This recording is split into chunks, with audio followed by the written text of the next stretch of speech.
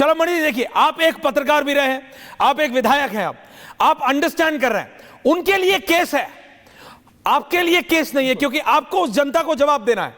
हम सेंटिमेंट समझ रहे हैं, आप उस जनता के बीच कैसे जाएंगे? मैं कह रहा हूं बाबा कैसे जाएंगे अपने मठ पे? आप बताइए, बलरामपुर वाले मठ पे कैसे जाएंगे बाबा, जहां खुला दरबार होता है, लोग आके भगवान की पूजा करके आते हैं और बाबा बैठे रहते हैं, ऐसे ही बात हो जाती है ओपन लोक से हर्षवर्धन जी, वो लोग पूछेंगे कैसे हो गया?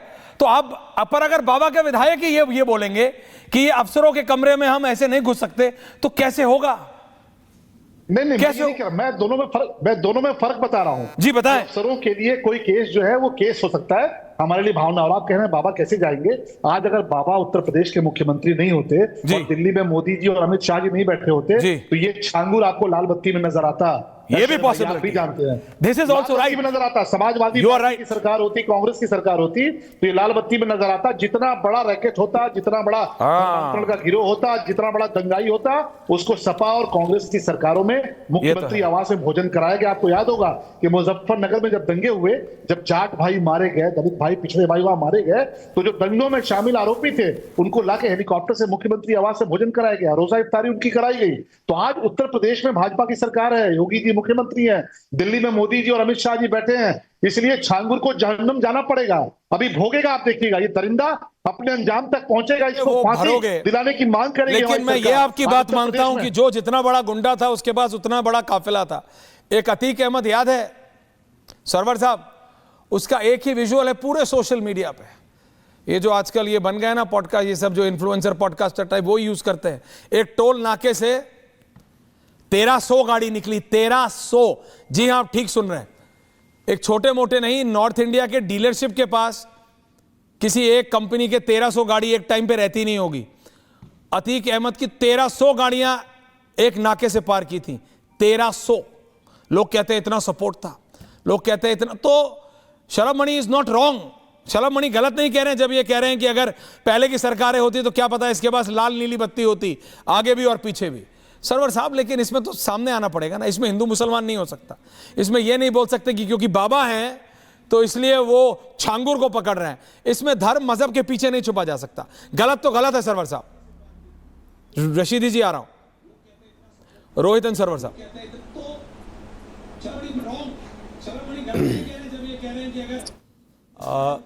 ऐश्वर्या जी, डिबेट में जो भी पैनलिस्ट हैं उनकी बातों को सुनने के बाद ऐसा लगता है कि सारे लोग बात तो एक ही कर रहे हैं, लेकिन अपने अपने दल के हित में बात कर रहे हैं। जब सारी बात कर रहा है समझ में आ गई, दल वाला आई डोंट केयर, जनता के हित में कौन बात कर रहा है सरवर साहब को ये बताइए। यही तो मैं कह रहा हूं, जनता के हित में बात हो ही नहीं रही है। ये शलभ मणि त्रिपाठी जी ने भी अपना पलड़ा झाड़ लिया। मतलब अब 7 वर्षों की सरकार में इनके नेता अगर अफसरान संलिप्त हैं तो वो पवित्र हो जाएंगे। अगर सरकार उनकी होती तो वो काफिले से चलता, और उसके लिए आपने अतीक का उदाहरण दे दिया। और हमारे साथ विडंबना यह है कि जब एसओ जियाउल हक की मॉब लिंचिंग हो जाती है तो सरकार तो उसी से समाजवादी पार्टी की होती है, तो उसका क्या होगा? हमको आपने ये कह दिया कि अतीक होता तो ये होता, फलां होता तो ये होता। और सीओ जियाउल हक की मॉब लिंचिंग हो गई, और उसके मॉब लिंचिंग करने वालों को भी तो उसी सरकार ने प्रोत्साहित किया या डिफेंड किया या बचा लिया या छुपा लिया या क्या किया। उसको कौन सा गैंग था वो? तब तो बाबा की सरकार नहीं थी।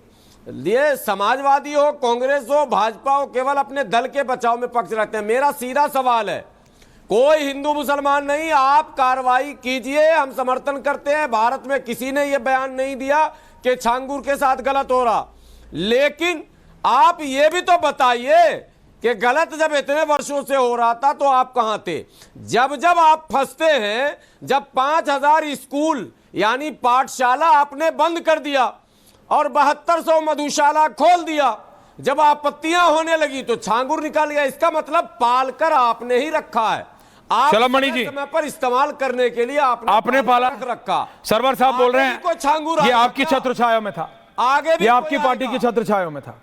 सरवर साहब कह रहे हैं आपकी पार्टी के छत्र छाया में था। शलभ मणि जी, देखिए सरवर साहब शलभ ने मणि बात जी, कही, सरवर साहब ने एक बात कही कि कोई खिलाफत नहीं कर रहा है, रोहित आ रहा हूं। आपके खिलाफ कोई बोल नहीं रहा है। सरवर साहब, उत्तर प्रदेश में किसी की हैसियत नहीं है खिलाफत करने की, और जो ऐसे मामलों में खिलाफत करते हैं उनका फोटो खींच के आप चौराहे गलत पे बोल रहे हैं। पोस्टर बना के नहीं, टांग इसका दिया मतलब था। आप गुंडे अरे हैं बोलने क्या? दीजिए, ये क्या अक्षर भाई रोकिए अरे- इनको, अरे रोकिए इनको, अक्षर भाई फिर- रोकिए रोकिए। नहीं, फिर आप सरकार में अरे थे। बोलिए। रोके नहीं रुक अरे रहे हैं रोकिए आजकल। अक्षर भाई पार्टी को, जी, अरे ये रोके नहीं रुक रहे हैं आजकल। अरे बोलने अरे ये दीजिए, रोके नहीं रुक रहे हैं गुरुजी। बोलने दीजिए। देखिए ऐसा बोलिए, है ना बोलिए। कि फिर आप बता रहा हूँ गलत कि बोल जो, रहे हैं ना, दाऊद इब्राहिम वाली अरे भाषा बोल सुन रहे तो हैं। लीजिए, अच्छा, बोलिए, बोलिए। अरे सुन तो अरे लीजिए, आप सुन तो नेता लीजिए, फिर वाली कह रहा बात हूँ, कीजिए ना, प्रवक्ता है अरे सर। फिर कह रहा हूँ, अरे आप फिर कह रहा पार्टी हूँ, के प्रवक्ता अरे हैं सुन सर। तो लीजिए, ऐश्वर भाई रोकिए इनको। बोलिए, मैं बोलिए, फिर बोलिए, कह रहा हूँ बोलिए, बोलिए, बोलिए। कि सीए में आपने देखा होगा। जी बोलिए। शलभ मणि जी का फ्रेम फ्रीज हो गया। Rohit, Rohit, same question to you. Rohit बोलिए। जी, झींगा बाबा जो ये हैं, बाबा तो ये है नहीं, मौलाना झींगा उर्फ झांगुड़ की छांगुड़ इनका नाम। ये मौलाना भी नहीं यह है, 100% ये सिर्फ झांगुर है। समाजवादी ये धर्म मजहब की पार्टी- आड़ में क्या हैवानियत कर रहा था। जी बोलिए। अच्छा, रशीदी जी को भी इनको लाइए। झींगा ही मान लीजिए। ये जो झींगा जी हैं, झींगा जी समाजवादी पार्टी के संरक्षित बीज से बरगद का पेड़ बनने का प्रयास कर रहे थे। धन्यवाद है देश की जनता को जिन्होंने भारत में प्रधानमंत्री के पद पर सन 2000 में माननीय नरेंद्र भाई मोदी जी को चुन दिया, जिनकी सरकार में यशस्वी गृह मंत्री आदरणीय अमित शाह जी और उत्तर प्रदेश में एक लोकप्रिय सरकार माननीय योगी आदित्यनाथ जी के नेतृत्व में चल रही है। 100% अगर देश में सनातन संस्कृति और सभ्यता से समर्थित सरकार नहीं होती जो भारतीय आत्मा को संरक्षित रख सकती है, तो आज ये झींगा झांगुड़ जेल की सलाखों में नहीं जाते। जिस प्रकार से समाजवादी समर्थकों को और देश में सनातन को कमजोर करने वाले और भारतीय राजनीति में तुष्टीकरण की राजनीति का छौंका लगाने वाले लोगों के पेट में दर्द हो रहा है, उससे यह प्रमाणित हो चुका है।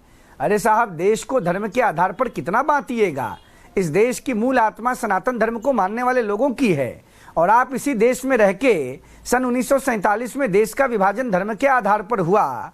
पाकिस्तान के अंदर जो 20% हिंदू धर्म के लोग थे, आज वो 2% के नीचे चले गए। और हिंदुस्तान में देखिए धर्मनिरपेक्षता का भाव और बाबा साहब अंबेडकर के दिए हुए संविधान का अधिकार कितना सशक्त है कि हमारे देश के अंदर अल्पसंख्यक दर्जा प्राप्त बड़ी संख्या में मौजूद मुसलमान भाई और बहनों की संख्या बढ़ी है। इसका मूल कारण है कि भारत के हिंदू जो बहुसंख्यक आबादी को रिप्रेजेंट करते हैं वो सहिष्णु हैं। हम कोई रुकिए, चुप रहिए, बोलने की आदत है, चुप रहो, चुप रहो। बीच मौलाना साहब पहले चुप रहिए, आप पहले चुप रहिए।